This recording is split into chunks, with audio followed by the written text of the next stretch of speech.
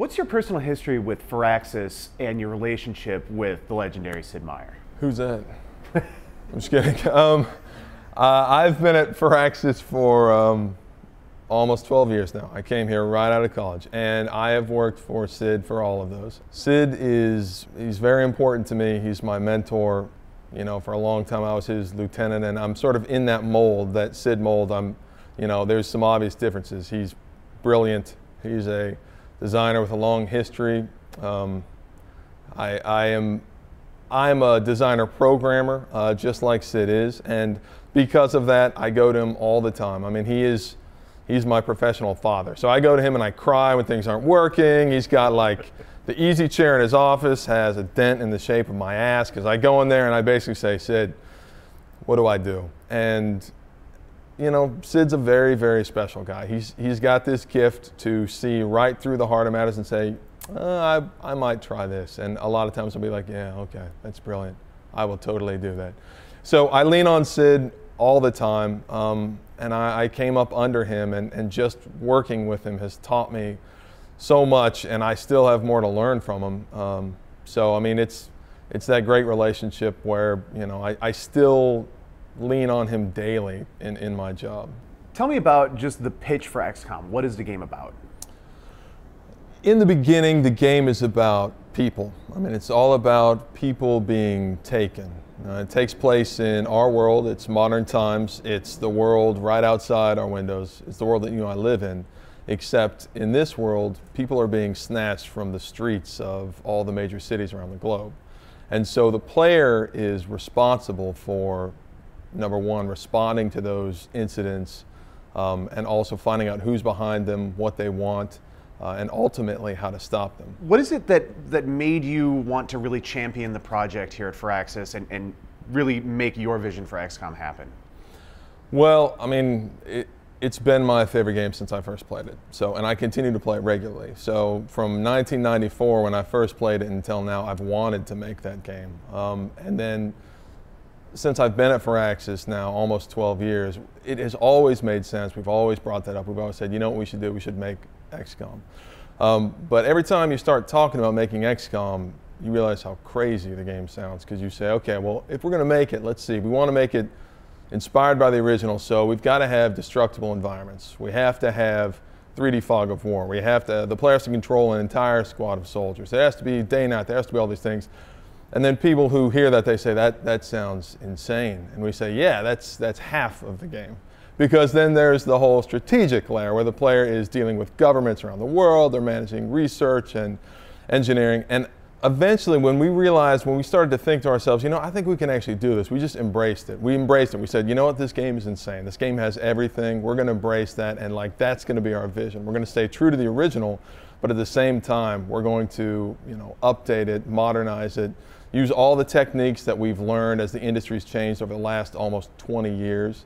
And for me and for a lot of people at this studio, Xcom is very special to us because we have a lot of micropros in our DNA, the original studio that published Xcom. And so, I mean, you can't throw a stick around here without hitting a hardcore Xcom fan. And so as a studio, it's always been something we've wanted to do, and finally we just got crazy enough to do it, I guess. How do you philosophically approach staying true to the original and yet modernizing the formula as the lead designer and the project lead on Xcom?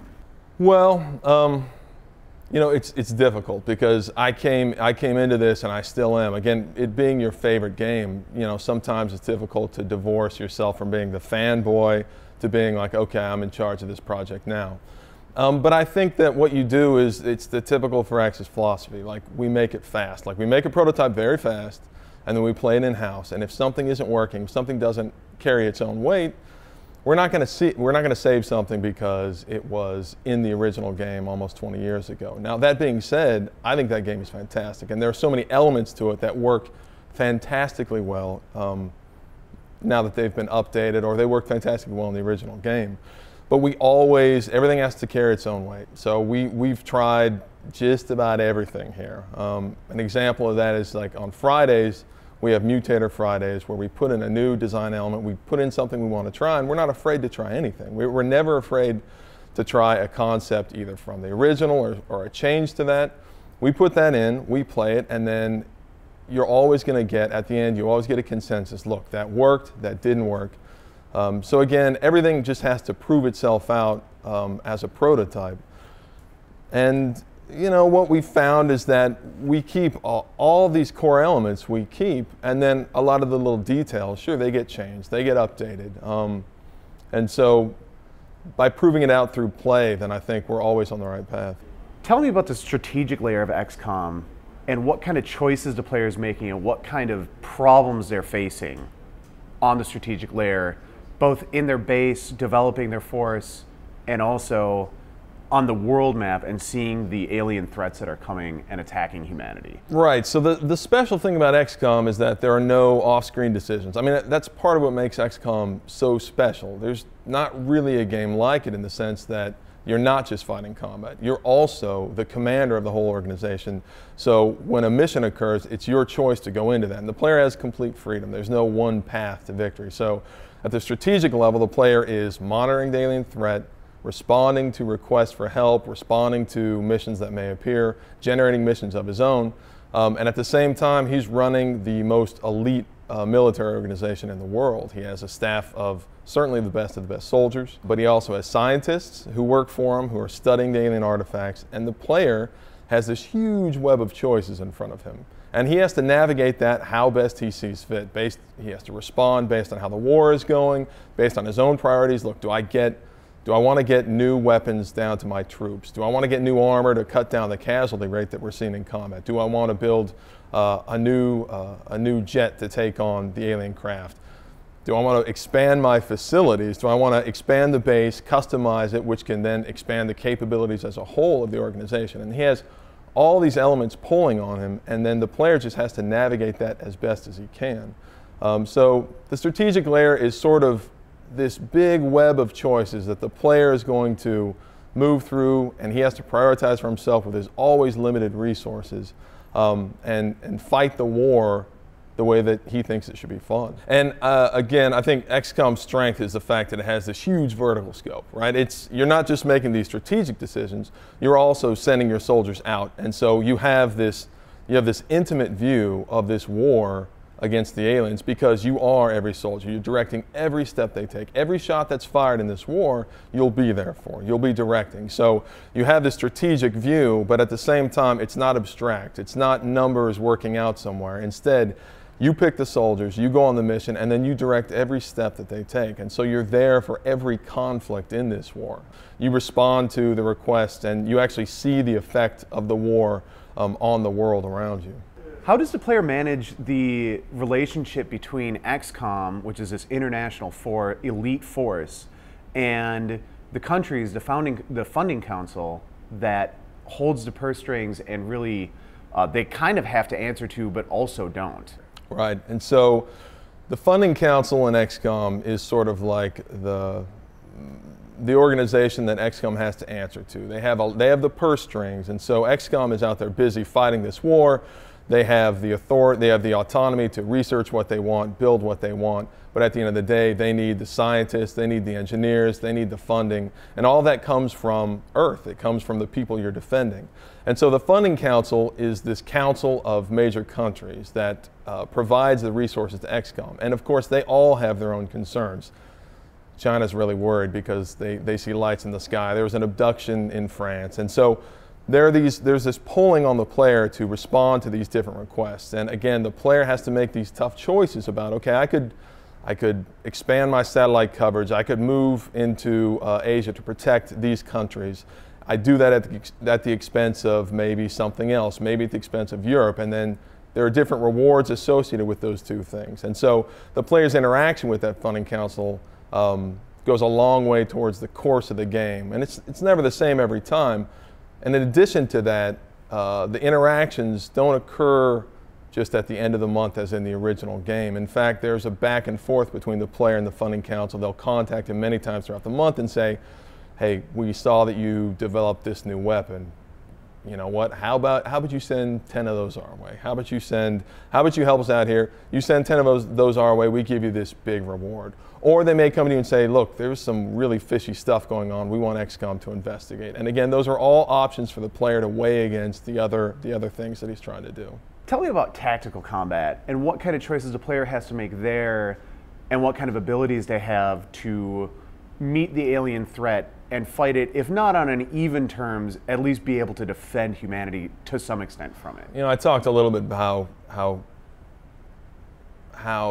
many elements there are to combat in XCOM. So what the player sees is this squad, which is completely under his control. It's turn-based.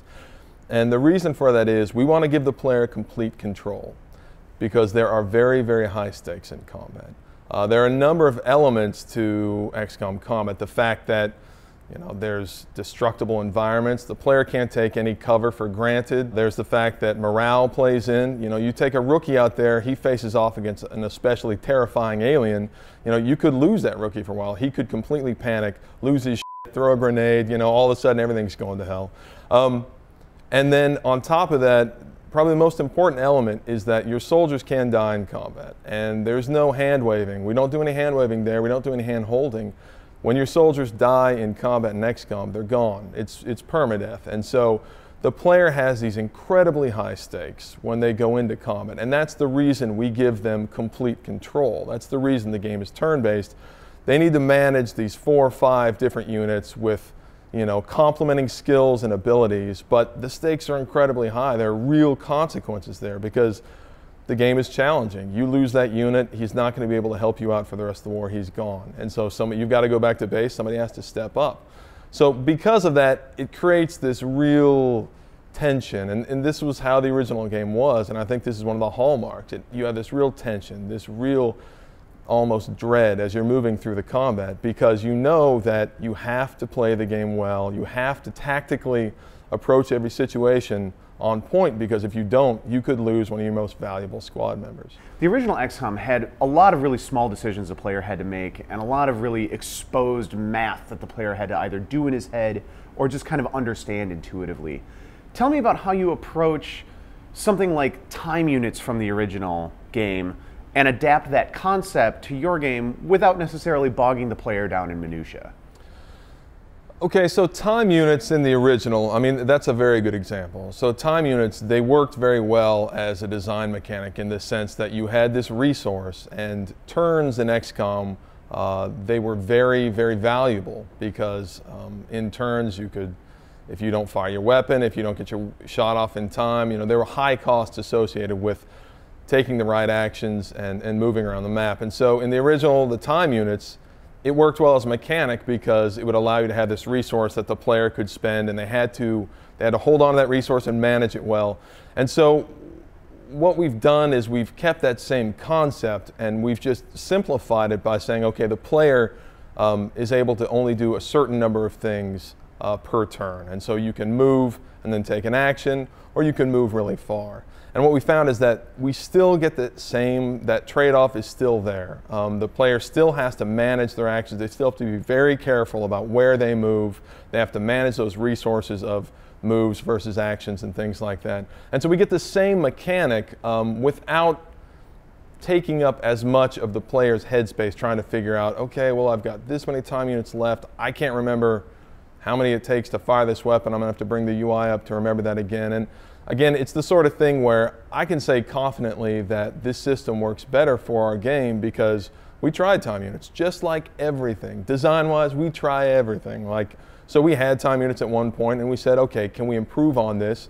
We put in the new move action system, and we could compare our 2-play experience and say, yeah, again, we're as hardcore as it gets. And so we could look at those 2 systems and say, which one of these is more fun? And overwhelmingly, we all prefer this new move action system. And it's something people should be familiar with. It has a lot to do with a lot of tactical combat games. So it's similar there. And I think it's just an updated way for the player to have resources that reflect their abilities and their moves and still have to worry about that without requiring the player to constantly be monitoring a number that they may not entirely understand. How do you fit narrative into a game that's so procedurally driven and player action driven like XCOM?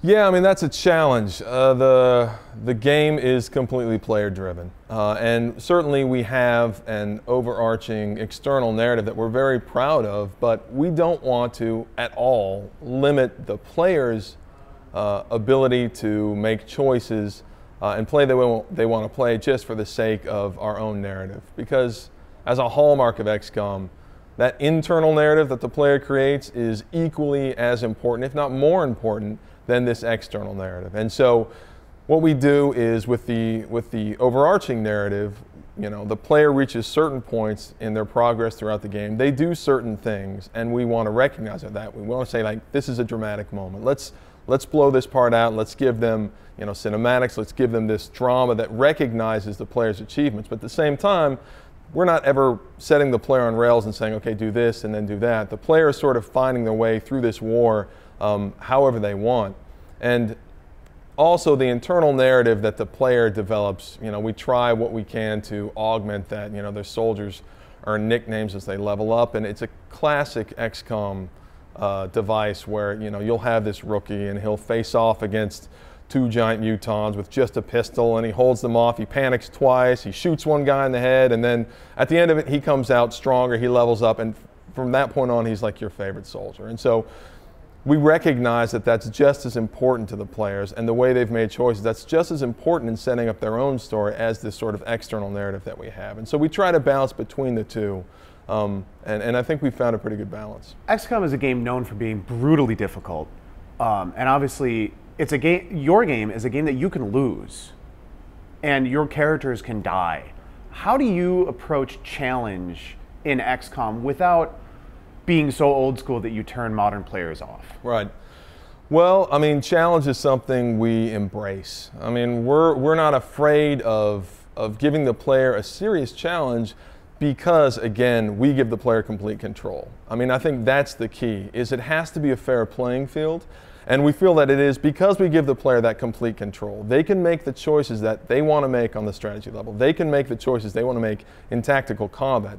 It's turn-based, and we say, look, these are the rules of the game. We're going to give you complete control. You set your guys up however you want. You use whatever abilities you want.